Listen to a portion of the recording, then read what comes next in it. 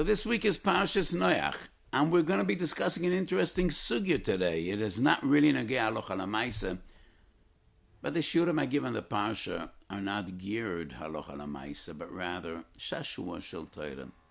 So the sugya we will be discussing today is V'yikatz Noach miyaynoi v'yeda asher oso loi b'noi hakoton. And then Noach curses Kenan, Orur Kenan, Eved Avodem Le'echav. How did Noach know that it was his youngest son? Noach was intoxicated. He was drunk. So how did he know? Targum Yonasim ben Azil says he dreamed, and he relied on his dream. Then at Seven Hamikdova says Ruach HaKodesh, and this will be our topic today. Is there halachic relevance in what one dreams? Could one rely on dreams? Do they have any significance and reliability regarding halacha? And the same regarding Ruach HaKodesh. There are two sugyas in Shas which deal with the halachic relevance of dreams. Sanhedrin and the Flamadum and Aleph. If a person knew that his father left money, but he doesn't know where his father put the money because 2,000 years ago there were no banks. And the son knew there must be money. My father was well-to-do. Where is that money? And then his father comes to him in a dream and he tells me, the money is there, the money is here. Break the wall. Dig under my bed. You'll find money. But I want you to know that money is hegdish. That money is maser sheni. So you can't really touch it. The Gemara says, Divrei chaloimis lo maram v'lo meridin. He digs, he finds. He actually finds the money. But he can take it for himself. Because what his father said, it's hegdish, it's maser sheni, has no halachic significance. And that's a gavaldik chiddush because the first part of the dream proved to be true. He did find the money exactly where his father told him the money will be. And nevertheless, he does not need to be choishish that it's hegdish or maser sheni. And the lashon of the Gemara is, chaloimis shavi daberu, divrei chaloimis, lo marin velo moridim. There's another sugya in Adorm Dav Chesamed Aleph, Chesamed Beis, Nidu b'chaloim. If a person dreamed that he was put into cherem, into nidui, he needs to be noiheg nidui. And the question is, are chaloimis reliable or not? Do they have halachic relevance or not? There seems to be a contradiction. 3 terutzim.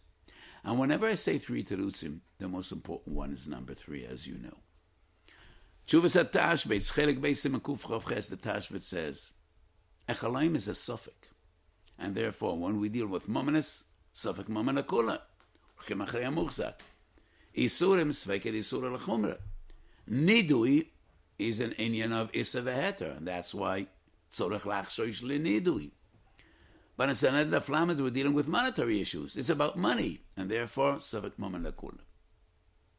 I don't understand the Tashbetz. Hegdish is not only about money. It's about Me'ila Begdish. That's Isurin. So even if regarding Hegdish we would say, but essentially, fundamentally, it's about money. Whose is this money?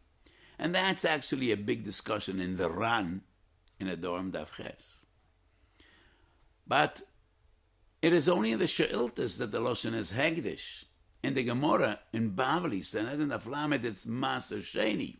Maser Sheni, according to the Chumim, is Momen Hedyet. So it's not a question of Momenes at all. Even if it's Maser Sheni, it's our money. We just need to take that money and eat it in Yerushalayim.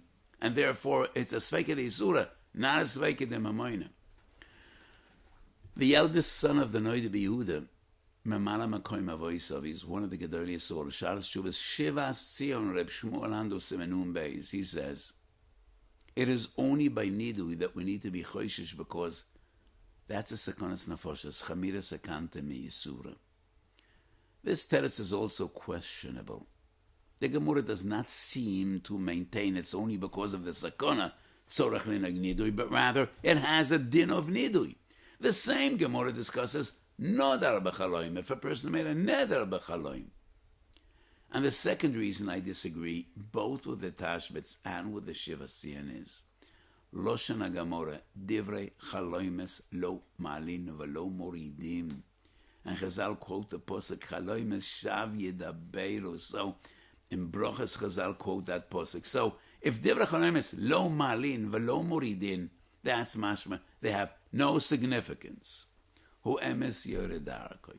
The third teretz is Chidush Aran. And the Ran was one of the great Rishonim.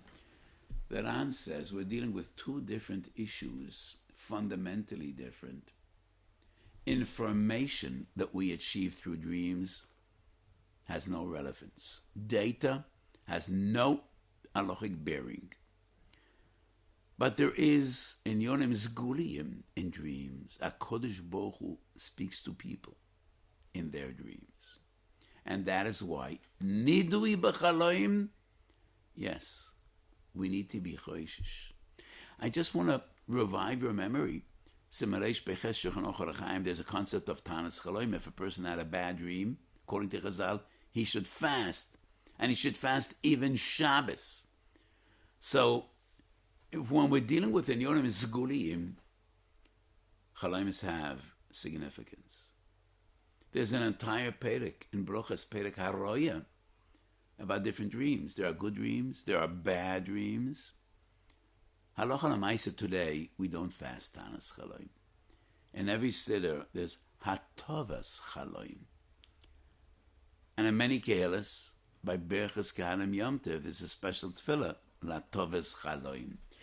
But after all, there's an entire Perek in Masechet Brochas, good dreams and bad dreams. So, Divrei Chaloim is lo mara v'lo meridin is, according to the Ran, information is not relevant.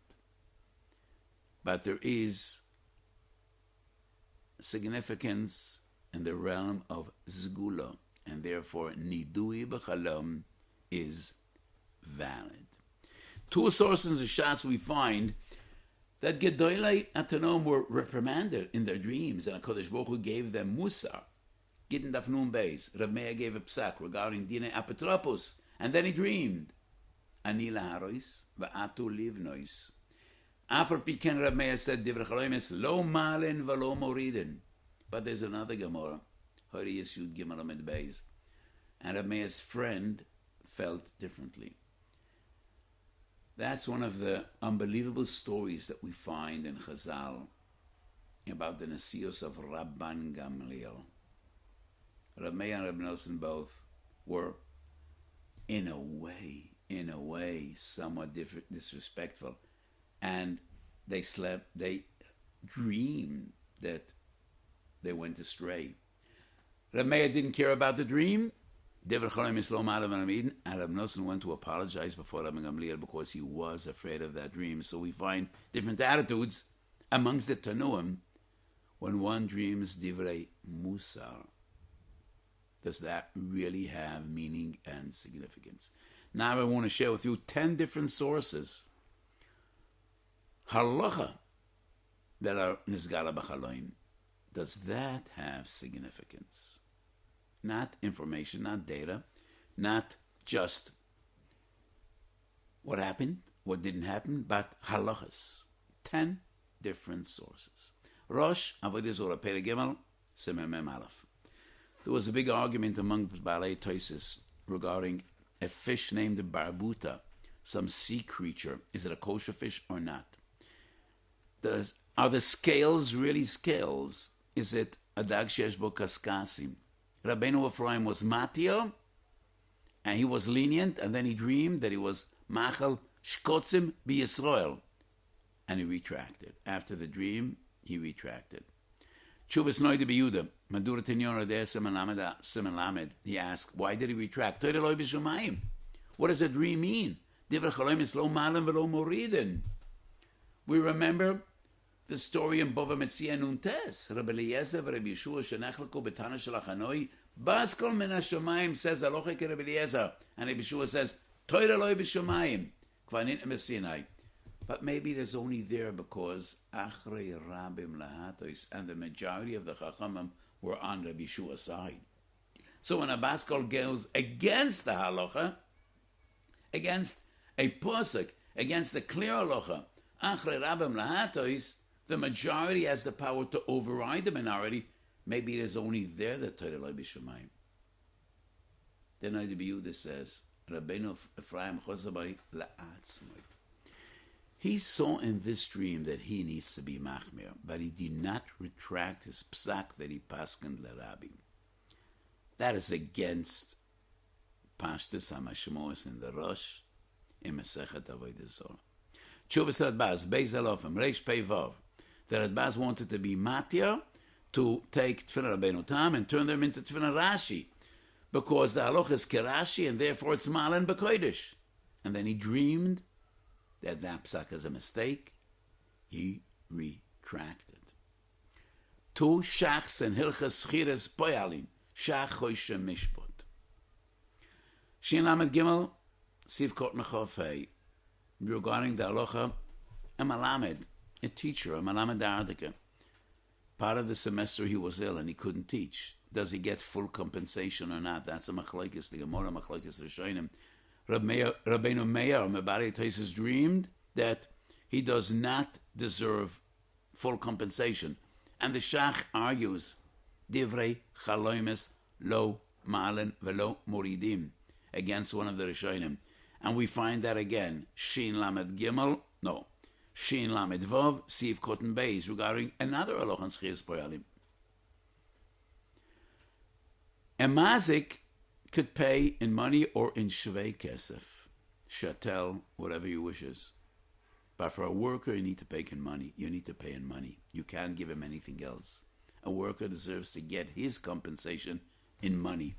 So one of the Rishonim brought in the Mordechai Mesechet Bava Kama, but if the worker is working with foodstuffs, you could pay him with that same food which he works with.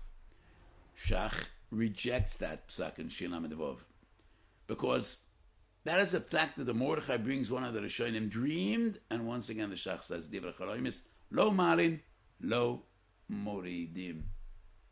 It was just Sukkos. The Gemara says we do nanuim with a lulav, but the Gemara doesn't say when you do nanuim, you do it with the esrog as well. That's nowhere in the Gemara. But it is in the Shulchan Aruch, Tov Rish Nun Aleph Siv Tet. What is the source? How do we know that we do nanuim with the esrog together with the lulav? Rekanati, in a dream, quoted in the Bis Yosef, also quoted by the Tasif called Yud Aleph Simen Tov Reish Nun Aleph. Though this is halacha kol Beis Yisrael is noyeg, and one of the Rishonim was one of the great Mikubarim, the Rekanati, Nizgalaloi Bachaloim, and that is an interesting source. One of the most amazing sources is the introduction to the Sefer Or Zarua. The Or Zarua was one of the great Rishonim living 750 years ago. Why did he call his Sefer Or Zarua? Well, first of all, it's a beautiful name. Or Zarua Tzadik Uli Yishlev Simcha. But in the introduction, he writes an amazing reason. I add a suffix. How do you write the name Akiva in a get? With an aleph or a hey at the end of the name Akiva. And then I dreamed the posuk Or Zarua Tzadik Uli Yishlev Simcha Sof Teves Akiva. Or Zarua Tzadik Uli Yishlev Simcha is Sof Teves R for Rebbe, and then the 5 other words, Sof Teves Akiva. And that is why he paskined. Akiva should be written with a hey, and because of that amazing dream, he called the Sefer Or Zarua. So this is amazing. He paskined in Shemes Anoshim based on a dream. So the Or Zarua in his introduction writes, Her'uli min hashamayim. He doesn't say it was a dream. But the Turei Zov in Semikuf Chof Tes Even Ha'ezer Shemes Anoshim writes, it was a dream. Sefer Mrs. Godel Smag, in the introduction to the Lotase, he writes, after he completed his work on the Taryag Mitzvahs, he had a dream that he omitted a lav. And he changed his writings, and he put that lav in because of the dream. And that is the lav of Hishom Alecho, Pen Tishkach Esadvorim Asher Ra'u Einechem. So this doesn't really have an afkamina alocha lamaisa, because there's no real afkamina alocha lamaisa whether it's in the minyan of Taryag or not. But nevertheless, it's a fascinating source. Next source is unique. because it's an achroin, and all the previous sources I quoted are from the great Rishonim. Maharal Tzuns was one of the greatest Gedolim in Poland 200 years ago. He wrote many svarim. Shalas Tshuvas Meshivas Nofesh Tkonas Agunois Lamed Hey. There's a psak that Maharal Tzuns is a Mata and Aguna based on Simonim Shitgalulo Min HaShamayim. So this is not really a psak. Rather, it should go back to the first comments I made in today's shiur, information that we got in a dream. But this is information that bears directly on a heter of an aguna, and the Menalsons relies on that dream, which is a fascinating source. Number 9, Shalas Tshuvas Min HaShamayim. This is an amazing sefer. One of the Bali Atoises, Rabbi Yaakov was his name, Mimarvish. I don't know exactly how you pronounce that word. It's either in German or in French. I don't know.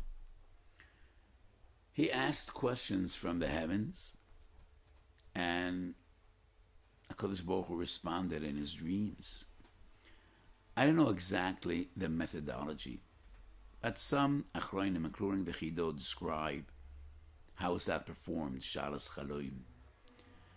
So this is Shilas that he asked in Halacha L'Maisa, and he got Shuvas. How relevant is this sefer? Well, not many poskim quote him, but the Radbaz does. 3 different sources: Chelek Aleph Siman Yud, Shuvas Radbaz; Chelek Beis Siman Shin Mem Siman Tov Kuf Lamed Beis. My feeling is Shilas Chalom is different. There's a method. And if you're not Ra'ui, you won't get a response. I never ask questions in my dreams, and HaKodesh Baruch Hu would never respond to whatever I ask in my dreams. So this is totally in the realm of mysticism, of Kabbalah. But my feeling is, when you ask a Shalas Chalom and you get a response, it's different than all the previous sources in which there was no initiative from the Gadol.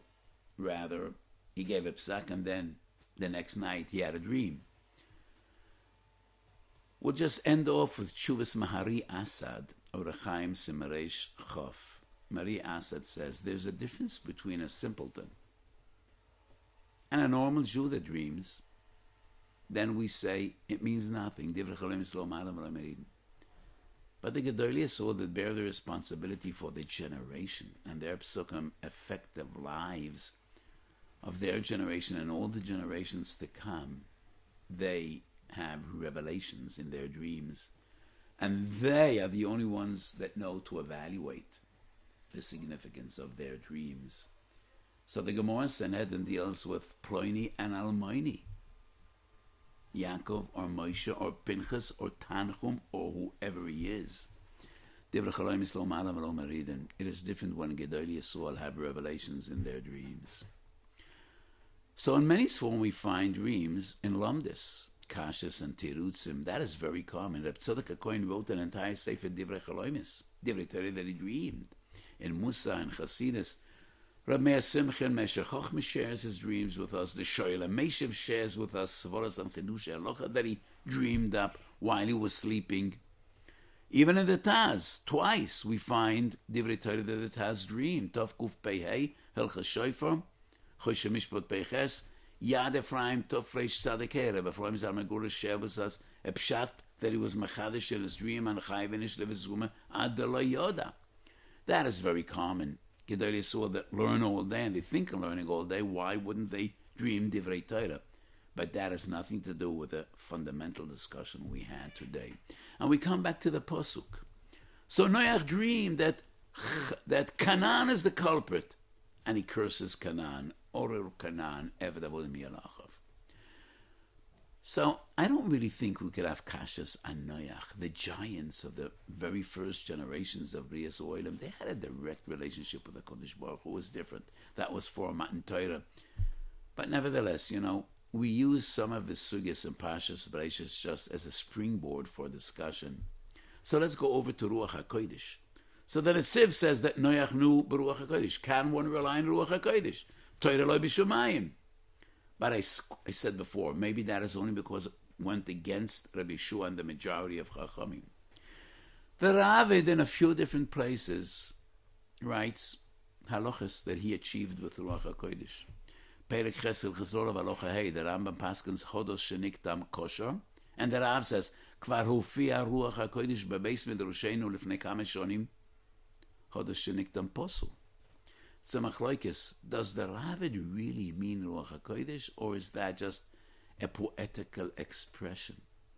Mahari Bal, Shuvas Mahari Ben Lev, Chelek Gimel Siman Kuf Tesayin says, Ruach HaKodesh means Ruach HaKodesh. Maram Ben Chaviv, Kapos Tmorim, Sukkot Aflamet Bey says no.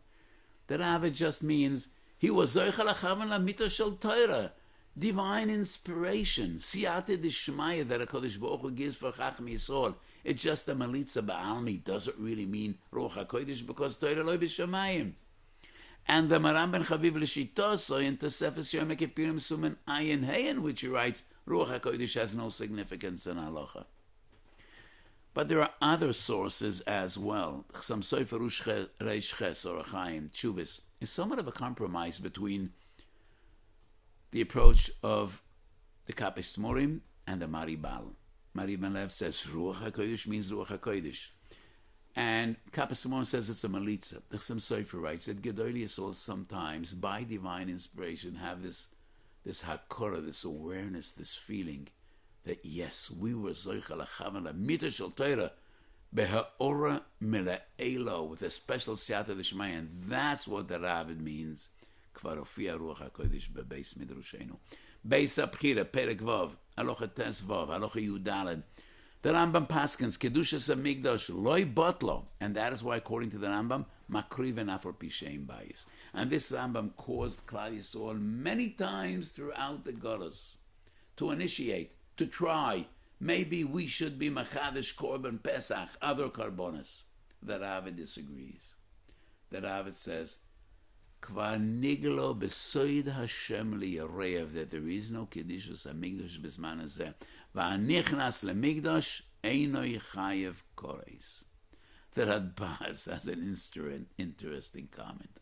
The Radbaz on the spot writes, I don't question the Ravid.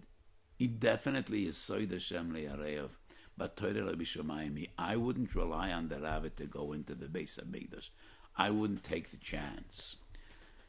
And he quotes the Lashon of Rabbi Shua and Bava Metzia, Torah lo b'shamayim. Number 3, Hilchas Tumas Mishkav, Perek Zayin Halacha Zayin. It's a lengthy Ravid, not typical. And at the end the Ravid writes, Baruch Hashem asher gila soida liyarayav, yitzpoin toishiu liyeshorim. Once again the Ravid writes, Soid Hashem liyarayav. And in these two additional sources, which he says, Soid Hashem liyarayav, we could also deal with the question, is it a melitza ba'alma, or does he actually mean Ruach HaKodesh? So we could bring many more sources. Yonasan ben Azil writes, in the Parsha of Eglah Arifa, V'nekaper lahem hadam, by the Eglah Arifa, a stream of worms went from the Eglah Arifa to the Ritzeach, and that is how they knew that the Ritzeach is the one that bears responsibility. Yodov Domim Milau. By the Manu we find that Moshe Rabbeinu knew according to how much portions of money each family got. Ben Shivo La'achrin, Ben Teshu L'Rishon. Is this the child, the son of Pliny, or the son of Almaini? So these sources go into the broader context of Torah Loi B'Shamayim. So I find this to be an interesting discussion. Tam velo nishlam. So this week we read Parshas Noach. Noach ish tzadik tomam hoye b'deroisav. We all remember Rashi. Yesh dor shel shevach v'yesh dor shel gnai. Yesh dor shel shevach. Ilo hoye b'dor shel tzadikim. Hoye tzadik b'yosav. V'yesh dor shel gnai. Ilo hoye b'dor shel Avraham. Lo hoye nechshav leklum. And I always ask two different questions. We're supposed to have an ayin toiva. If you could be positive, why be negative? And the other question is, those that praised Noach said, Ilu hoyu b'doiron shel tzadikim. Those that degraded Noach specify b'doiron shel Avraham. And why is that? Libi yoimeli, hador shel Gnai, don't disagree with the dor shel Shavach. Everybody agrees that Noach was an unbelievable tzaddik. Ve'ilu hoyu b'doiron shel tzadikim hoyu tzadik b'yoisa. However, Noach was found lacking in one specific area and aspect. What is the difference between Avraham and Noach? Kodesh Baruch Hu tells Avraham Avinu, I am going to destroy a city. And Avraham is taken aback. Which city? Yerushalayim, New York. Where's that city? And HaKodesh Baruch Hu says, it's Daim. It's a city with terrible residents. Reshoim Gemurim, Anshe Sdoim, Reshoim, Roim, Vechatoim. How does Avraham Avinu respond? Go ahead, they deserve it. No. He davens, he pleads, he begs, he cries. Ula yesham chamishim tzadikim, arboim tzadikim, shloishim tzadikim. Kodesh Baruch Hu tells Noach, it's not a city that I am going to destroy. I'm going to destroy the world. And the only ones to be spared are you and your family. How does Noach respond? Noach asks, so what am I supposed to do? Build an ark, build a teva. And he goes ahead, he starts building. Doesn't even occur to him to daven, to pray, to plead, to beg, to cry. Ilu hoyu b'doiroi shel Avraham, lo hoyu nechshav leklem. No doubt that he was a huge tzaddik tomem hoyu b'doiroisav. But compared to Avraham Avinu, he is found lacking. And that is based on the Zohar HaKodesh. This week's Haftorah from the Novi Yeshayahu, the Maftir, the Haftorah refers to the Mabul as Mei Noach. And the Zohar says, why Mei Noach? Because Noach bears responsibility. Maybe he could have prevented the Mabul if he would daven, and he did not. And that is why it's Mei Noach. So Rabbeinu Mepeshuscha, the Kotzker Rebbe, one of the Polish tzaddikim, said that Noach was a tzaddik in a fur coat. What does he mean? When it's freezing cold outside, there are two ways to be comfortable inside. You could put more wood into the fireplace, turn up the heat, or you could wear a big fur coat. The difference is, if you wear a fur coat, you cared for yourself. What about all the others?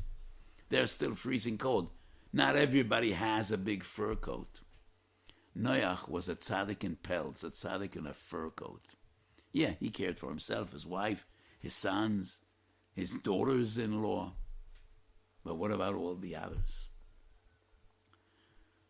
Generations pass, and HaKodesh Baruch Hu was angry with Klal Yisrael, and HaKodesh Baruch Hu gives Moshe Rabbeinu the same proposition he gave Noach. Achaleim. I will destroy all the Jews. Let's start enough. Let's start anew with you and your family. How does Moshe Rabbeinu respond? Oh, even more vigorously than Avraham Avinu. Moshe Rabbeinu says, no way, I'm not part of this. That is the way Moshe Rabbeinu responds. The Ruach HaKodesh in Shara Gilgulim says that Moshe Rabbeinu is a nitzitz of Noach. A nitzitz of his neshama, a gilgul. And Moshe was metaken the b'gam of Noach. Mecheni is letters Mei Noach. Mem and Yud, outer letters, Nun Ches. Mecheni nu mesifrach was Mei Noach, and that was the tikkun of the b'gam of Noach. Noach didn't daven for others. And this is something we need to understand. We're not here for our own sake, not in Gashmias and not in Rochnias either. We're here for each other. We're here to care for others.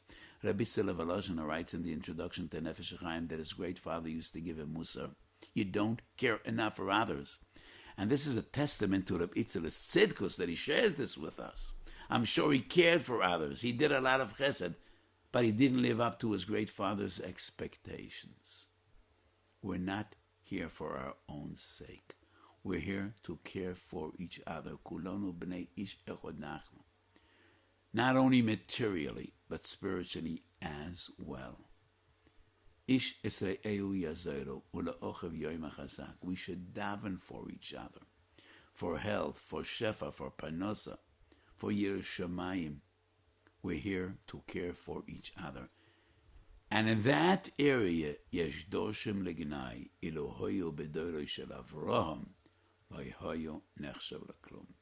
Moshe Rabbeinu is our ultimate teacher.